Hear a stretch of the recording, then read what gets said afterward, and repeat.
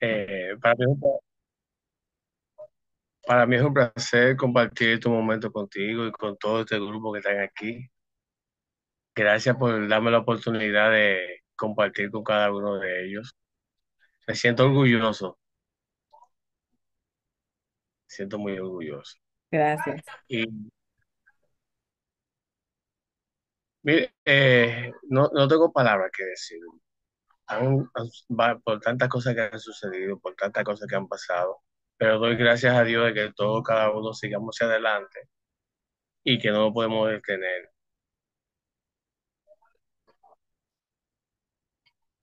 Eh, este es un tema que vamos a tratar hoy aquí, un tema muy especial, que no solamente va a ayudar a la familia a cómo trabajar sus puntos, sino nosotros como profesionales, si hay algunos de aquí son profesionales de la conducta, cómo trabajar con la familia desde su contexto que ellos tienen, desde la construcción que ellos tienen, de la realidad que ellos tienen, cada una de las familias, cómo nosotros podemos ir trabajando esos puntos. Pueden verme bien ahí, estamos bien ahí.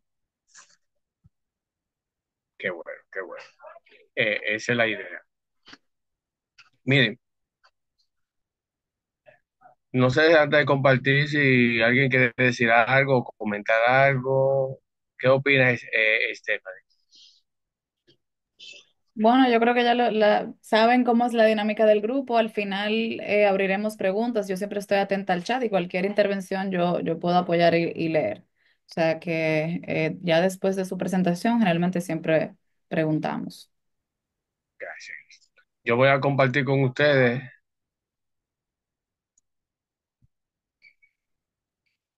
No me deja compartir.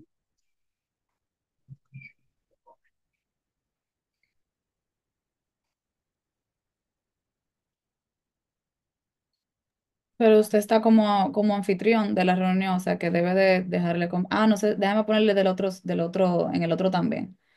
Sí, porque yo puse Ah, la computadora para poder compartir con ahora ustedes. sí, ya ahora sí. Le puse los dos. Ahora sí, gracias.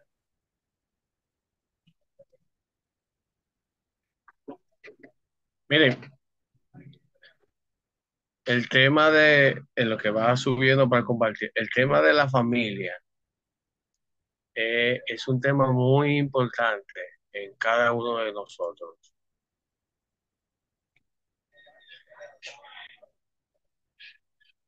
Eh, me avisan si pueden verla.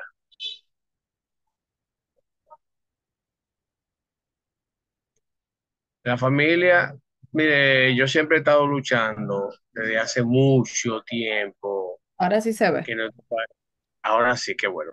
Mire, yo siempre he estado luchando desde hace mucho tiempo de que nuestro país tenga, lo llamamos un ministerio de la familia para seguir trabajando estos puntos. Pero siempre me gusta comenzar con con una bella frase. ¿Quién me ayuda en la lectura de esta frase?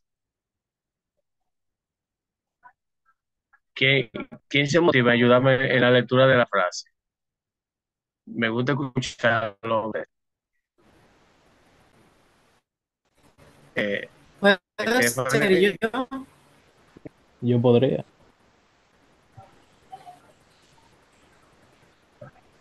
eh,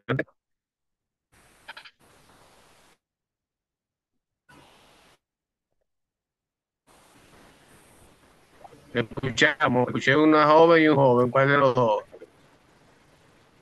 Yo podría. Y adelante. Ok. No hay nada en el mundo que capacite tanto a una persona para sobreponerse a las dificultades externas y limitaciones internas como la conciencia de tener una tarea en la vida. Cuando ya no podemos cambiar una situación, tenemos el desafío de cambiarnos a nosotros mismos. Víctor Frank. ¿Ustedes alguna vez han escuchado de este caballero, Víctor Frank? Sí, ¿Qué tú has escuchado hablar de él? sobreviviente de los campos de concentración, creador de la logoterapia, tercera escuela vienesa de psicología, um, trabajó en lo que fue su experiencia, quedó prácticamente sin familia, solamente con una hermana que le sobrevivió y que estaba fuera de su país en ese momento porque pudo escapar y ha hecho aportes significativos a la psicología a través de la logoterapia, encontrándole sentido a la vida, al sufrimiento, al dolor, a pesar de todo. Tal y como decía una presentadora en estos días, es encontrar ese cómo cuando usted tiene un porqué. Exacto.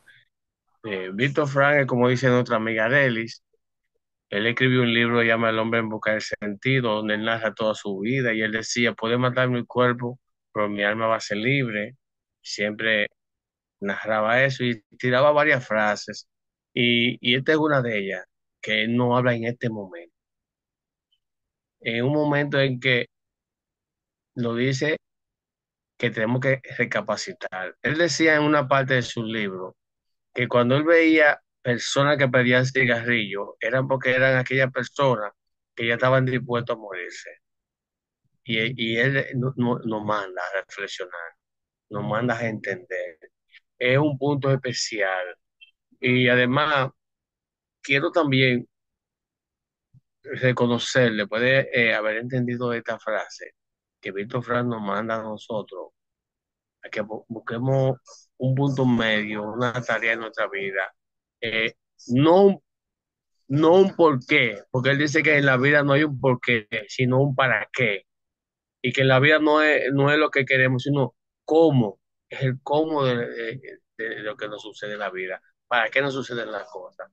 Y cuando lo hablamos desde el punto de vista del sistema familiar, de la familia, Víctor Frank nos lleva a entender a nosotros. Primero es, antes de entrar al tema, es reconocer qué conozco yo lo que es la familia.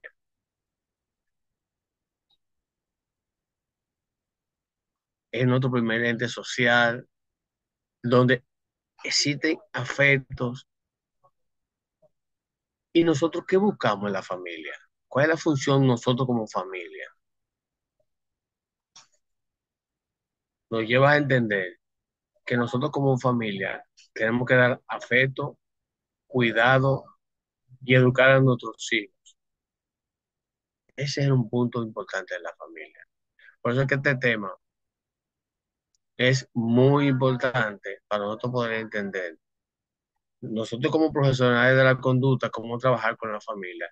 Y nosotros como familia en duelo, cómo trabajar esto. Y este es un tema que lo trato desde un punto de vista profesional y también lo trato desde un punto de vista de experiencia. Y cuando yo digo de experiencia, hablar de este tema, es porque uno se da cuenta en algunas situaciones cuál es el punto importante de nuestra familia en cada parte.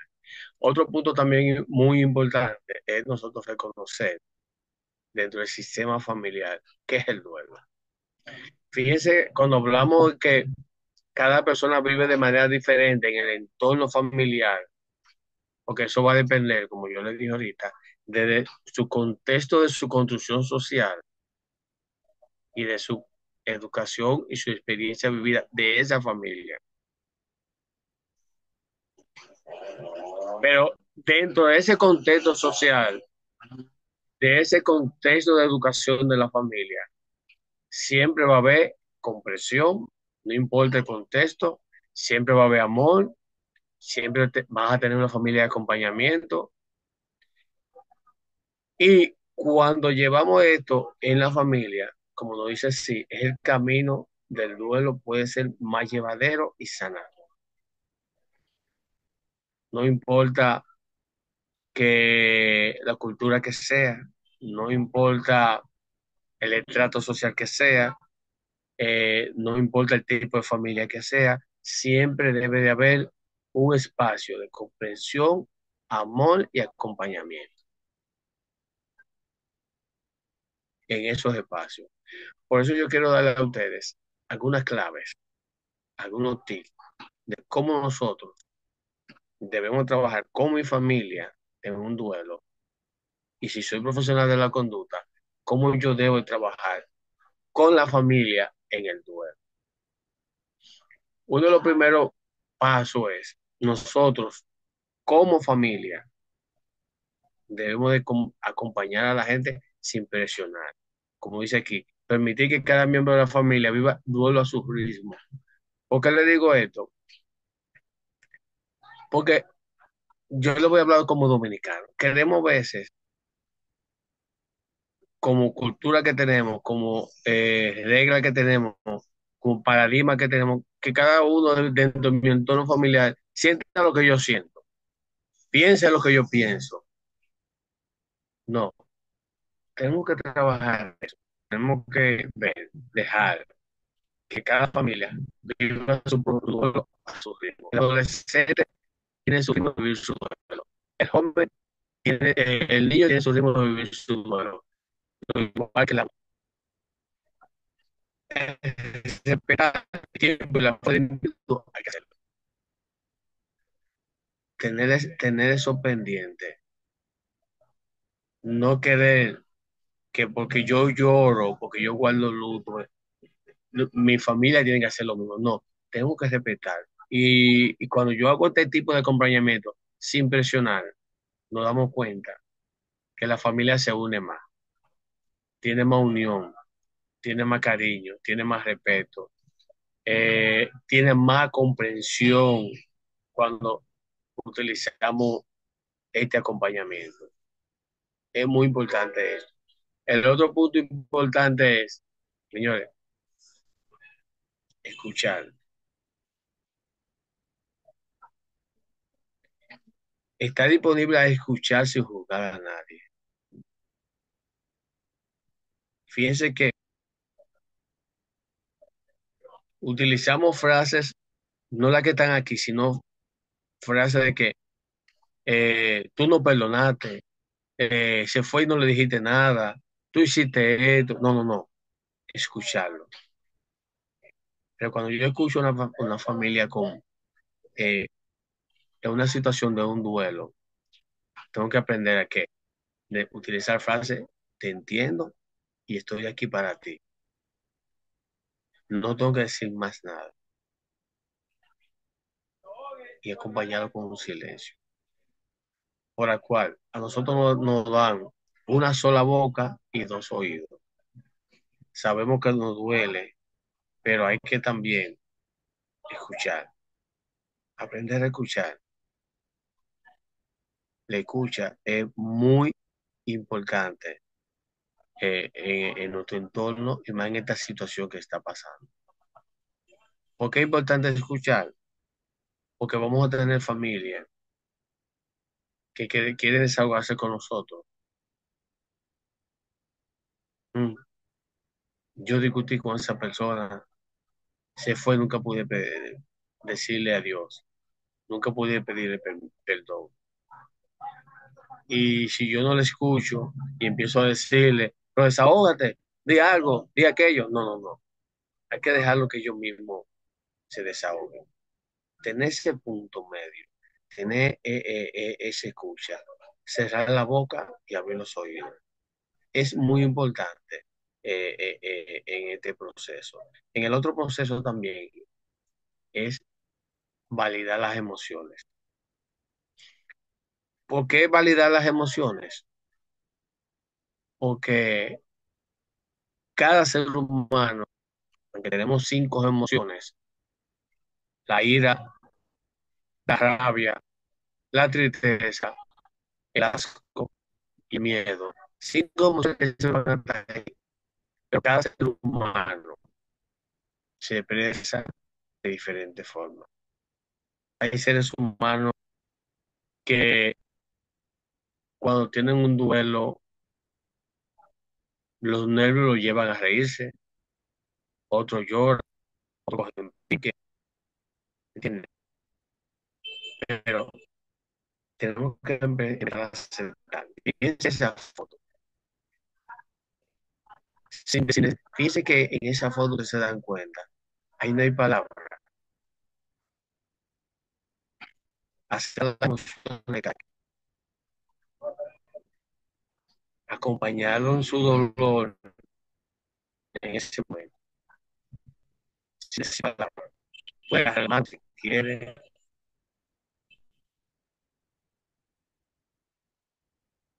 Eh, no soy populista, ni soy pero cuando yo vi foto del presidente llorando con ese señor, me llamó mucho la atención porque en ese momento no escuché que el presidente dijo soy el presidente, sino que te acompaña en ese momento. Eso es lo importante. No decirle quién tú eres, sino acompañarlo en silencio. A que esa persona tenga emociones. Creo que en ese punto. Si tienen alguna pregunta, alguna duda, o están entendiendo, estoy aquí, me siento en un silencio, estoy aquí Se está cortando un poco, también. realmente. Se está cortando Eh, un poco. eh, cambiar.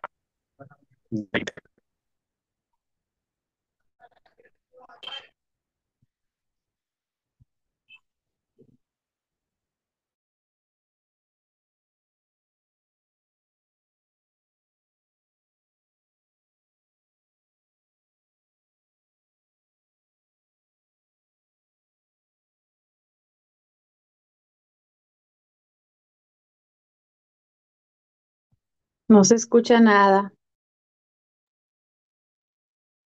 Sí, yo creo que él está cambiando de red. Vamos a ver. Vamos a darle un minuto.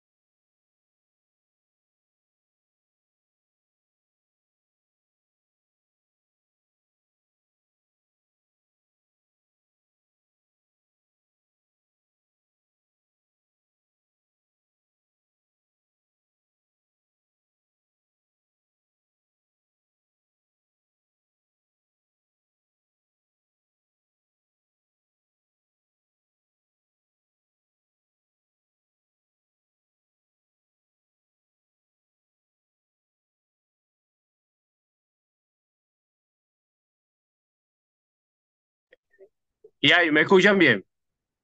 Sí, ahora sí. Sí. Qué bueno. Eh, Va que tener el internet del celular y llegó la luz, que bueno, puse el wifi. Estamos aquí para ustedes. Pero me han estado escuchando muy bien todo lo que yo he hablado. ¿Tienen alguna pregunta? Más o menos. Se cortó un poquito. O sea, que podría ser. O sea, no sé. Yo ¿Puedo más o menos traté repetir? de entender bien, pero tú puedes continuar. Entiendo que cualquier Ok. pregunta. Ok. Miren, otro punto importante para uno poder compartir el duelo del sistema vial. No recordar lo sucedido, sino recordar los momentos felices vividos de la persona que nos llevamos. Aquellas fotos de recuerdo, aquel, aquellos momentos importantes que tuve con personas, aquellos vínculos activos. Es importante eso, vivir con familia, supongo.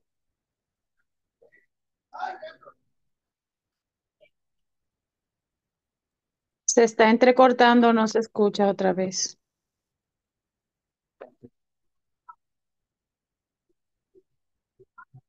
¿Me escuchan bien ahora? Sí, Oh, qué bueno, qué bueno. Que le estaba diciendo que compartir los recuerdos importantes, eso nos va a ayudar a nosotros a poder manejar el duelo en el sistema familiar. Esa foto cuando éramos niños, esos momentos afectivos, esos momentos alegres. Sabemos que lo sucedido no se va a olvidar, pero cuando empezamos a recordar, podemos manejar lo mejor lo sucedido. tener esos recuerdos, compartir cada momento.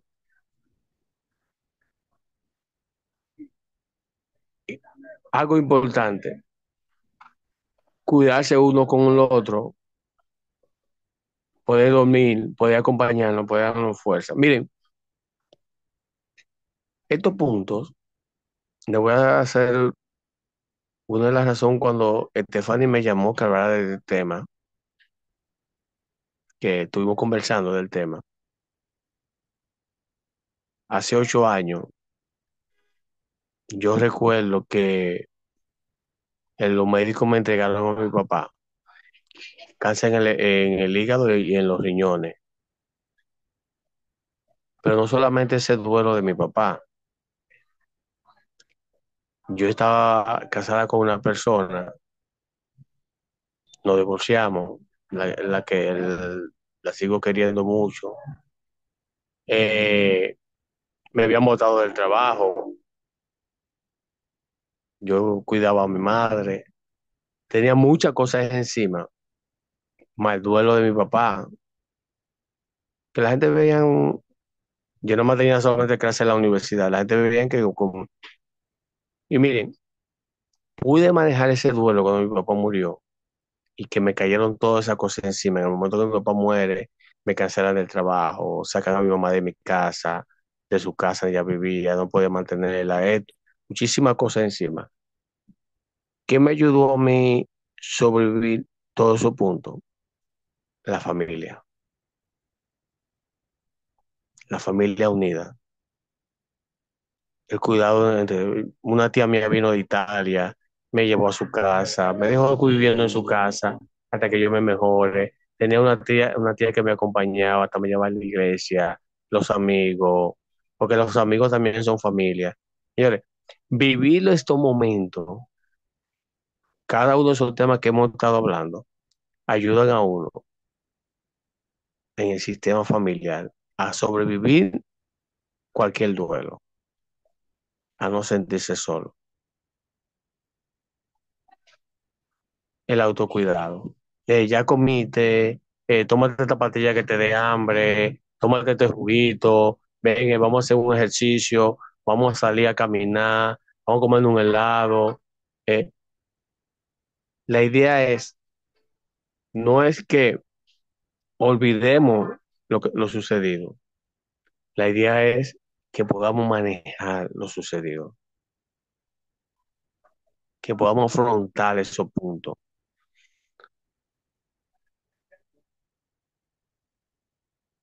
Lo que él estaba diciendo, una familia unida. No importa, por ejemplo, yo estaba escuchando al Torito cuando él decía que cuando él le dio cáncer, él estaba divorciado de su esposa y el año entero que él tuvo con el cáncer, yendo al médico y todo eso, aunque él estaba divorciado de su esposa estuvo al lado de él como amiga. La familia siempre está unida para poder superar muchas cosas. Fortalecer la unidad familiar. Fíjense como dice ahí, el dolor puede unir o dividir. ¿Y quién decide de que la familia esté unida o se divida? Somos nosotros. Promover una comunicación asertiva. Cuando hablamos de una comunicación asertiva, estoy hablando de que yo soy claro y preciso sin dañar a nadie. No reprochar a nadie, sino escucharlo, apoyarlo. Cada uno de la familia, no importa la edad que tenga, es importante en nuestra vida. Y como punto ya referente de este punto clave es buscar ayuda profesional. Si no quiero ir a un psicólogo, tengo confianza en un pastor, voy a ese pastor, porque hay pastores serios, hay sacerdotes serios. Puedo ir a ese sacerdote o puedo tener un amigo con quien conversar. Lo importante no es estar solo, sino estar bien acompañado, sino ir entendiendo, sino ir sabiendo hacia dónde vamos. Esos son puntos importantes en nuestro sistema familiar. Miren,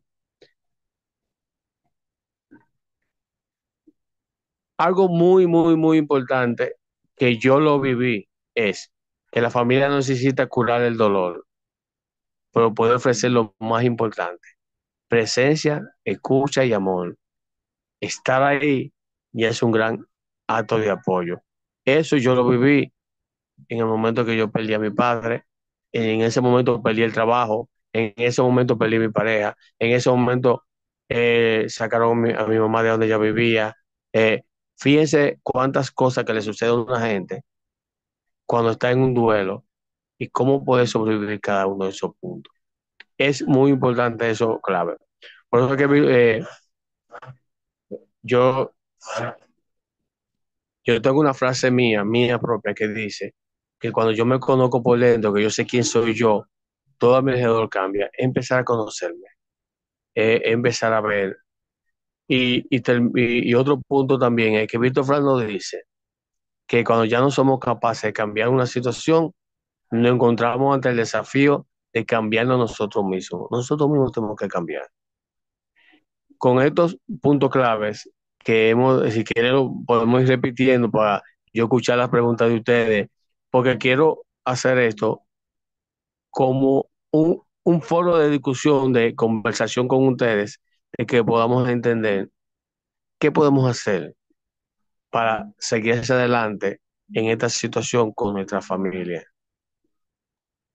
Eh, Estoy a la disposición. Si desean, ellos repita otra vez los puntos, esos son los tips clave que yo le estoy dando a cada uno de ustedes, de cómo convivir con la familia. Pero lo importante es yo escucharlo a cada uno de ustedes. Que, Bon- Stephanie, ¿tiene algo o alguien que decir? Bueno, hay una pregunta que siempre surge y es la manera en la que el hombre vive el duelo. Yo, por ejemplo, que trabajo en el área perinatal, de duelo perinatal, una de las cosas que yo siempre converso es el hecho de que el hombre vive el duelo hacia afuera y la mujer lo vive hacia adentro. Entonces, en nuestra comunidad dominicana, latinoamericana, o sea, he escuchado que muchas veces para el hombre se le hace más difícil en la familia vivir el duelo, procesarlo, aceptarlo, o sea, es como que no tengo tiempo para llorar, no tengo tiempo para contener. Eh, ¿Qué herramientas se pueden manejar o cuál es su opinión sobre eso? Mira, tú dijiste que el hombre vive el duelo hacia afuera, la mujer hacia adentro. Es al revés. Recuerda que a nosotros nos crían con un analfabetismo emocional, de que el hombre no llora, que el hombre esto.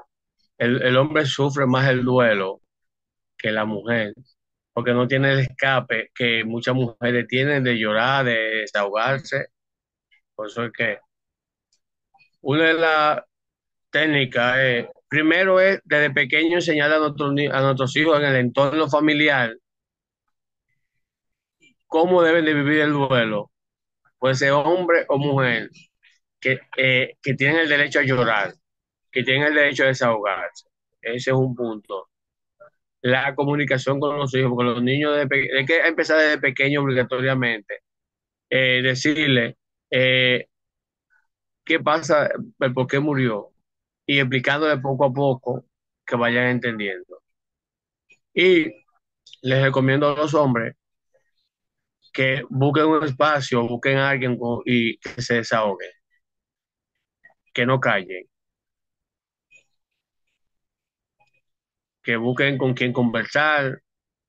Dice un psicólogo llamado Sigmund Freud, un psiquiatra, que el hombre busca una mujer como una segunda madre, porque el hombre le llora a la mujer como le llora a su madre, pero necesitamos a alguien con quien llorar. Ese es importante.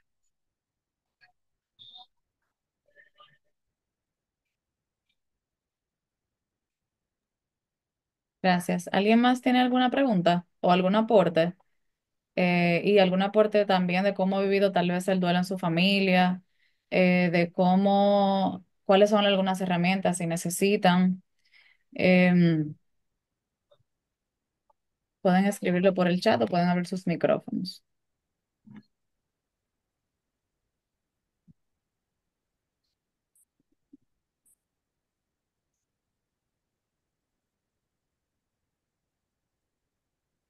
Una pregunta. Yo voy a aprovechar, yo sí, para preguntar, aprovechar estos minutos.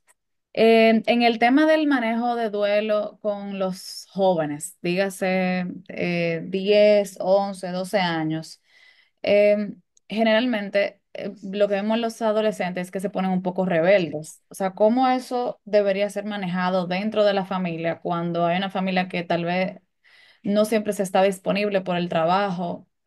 O sea, ¿hasta dónde uno como mamá o como papá puede intervenir en ese proceso de comprensión de ese adolescente? Bueno,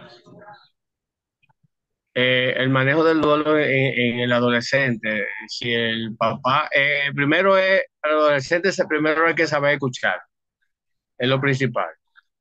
Segundo, si yo no estoy en la casa, hacerle entender al adolescente, si voy a trabajar, que estoy para ello, aunque sea llamándolo cada cierto minuto, porque a nosotros nos dan una hora de comida y darle a recordar que estoy aquí, diciéndole, estamos aquí, escucharlo, eh, llevarlo a entender poco a poco, sin imponerle, porque uno de los problemas que el adolescente se pone mucho más, y más si está en duelo, es cuando siente que los padres le imponen. Decirle, yo entiendo lo que tú me estás expresando, te comprendo, yo te acompaño en este sentimiento, ¿entiendes? Y siempre darle un abrazo, siempre hacerle sentir que son importantes. Ese es uno de los puntos clave del adolescente. El adolescente lo que le interesa es que tú lo escuches y que tú estés ahí, aunque sea a distancia, pero que tú estés ahí, aunque sea llamándolo por teléfono, aunque sea diciéndole, estoy contigo. Hay algo que dentro de la parte familiar se habla mucho y tal vez esta tragedia y todo este proceso cale dentro de generaciones. Va a llegar a un punto donde donde esta historia, donde esta experiencia va a ser una historia en algún momento. Y muchas familias guardan secretos. ¿Cómo influye el tema de guardar los secretos en las dinámicas familiares o del cómo murió uno de los padres? Yo sé que ahora, obviamente, con este tema murieron trágicamente muchos padres y hay niños cuando carecen de cierto modo, piden detalles de cómo fue la muerte de esa mamá, de ese papá, de ese tío, o sea, de ese familiar. A veces es inevitable no pedir detalles, dependiendo, ¿verdad? La curiosidad de ese niño cuando sea adulto, cuando sea grande. ¿Cómo influye ese tema de los secretos, de ocultar información? O sea, ¿cómo eso va a afectar de ahora en adelante como que esa dinámica familiar? Porque ahora viene un punto de guardar muchos secretos dentro de todo esto que está pasando, que me imagino que en algún punto lo veremos en las noticias. Mira, lo primero es no guardar el secreto, es lo primero, porque algún día lo vas a ver, si no sabes por la familia, alguien en la calle se lo va a decir y va a ser peor. Lo que hay que saber, cuando yo hablo de asertividad, la asertividad es ser, en la comunicación, ellos ser claro y preciso sin dañar a la persona. En un ejemplo, de ser asertivo con un niño que va para la escuela, tú le dices, vete bonito, y se va a poner una ropa como un Joe, y le que vamos a querer dar golpe. ¿Qué le digo que se vaya bonito? Que se ponga una ropa normal, el uniforme y se ve bonito. El duelo entre el niño y adolescente, que son los que más, en los hijos, es sentarse y hablar con ellos, explicarles lo que sucedió. Si es un niño, tratar de ser más claro, más preciso, porque los niños son más curiosos, y decirle la cosa al paso, pero nunca guardar el secreto. Siempre decirle, mira, sucedió esto, y mientras va creciendo, tú le puedes ir explicando poco a poco por qué sucedió eso. Pero nunca guardar el secreto, porque si no se lo dicen los padres, se lo dice alguien en la calle, y es peor. Y ahora más con las redes sociales que se ve todo, YouTube y todo eso, es importante sentarse con los hijos, conversar tranquilamente y explicarle eh, qué, qué sucedió y por qué sucedió eso. Si no tienen cómo explicarle a los hijos, pueden buscar ayuda de alguien que sea un tercero y que se siente con ellos y los hijos y lo ayude como un juez y lo ayude a explicarle a esos hijos cómo poder manejar esos puntos.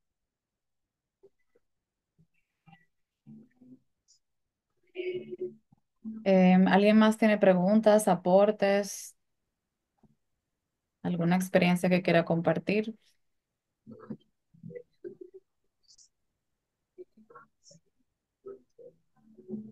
Ok. Si no, entonces yo sé que creo que por aquí anda Robert, que él me había dicho que quisiera el sábado aportar algo sobre algo. Robert, tú puedes explicarlo mejor que yo, es algún tema como a la oración. Creo que sería algo muy bonito para este fin de semana, ya luego le vamos a enviar la información. No sé si Robert, tú quieres hablar un poquito antes de terminar con el profesor David, hablar un poquito Sí, sobre bueno, eso. bueno, sí, se escucha, Stephanie. Sí, se escucha. Bueno, yo te había comentado, Stephanie, lo que pasa es que no tuvimos la oportunidad de conversar, pero creo que podemos expresarlo por aquí directamente.